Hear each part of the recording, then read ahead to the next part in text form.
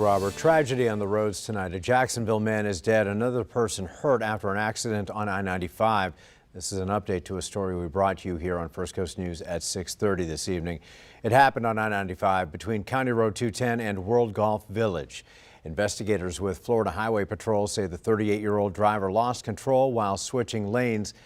They say the driver then drove into the median and hit the guardrail, causing the pickup truck to flip. The driver was ejected and pronounced dead at the scene. A female passenger was taken to the hospital with minor injuries.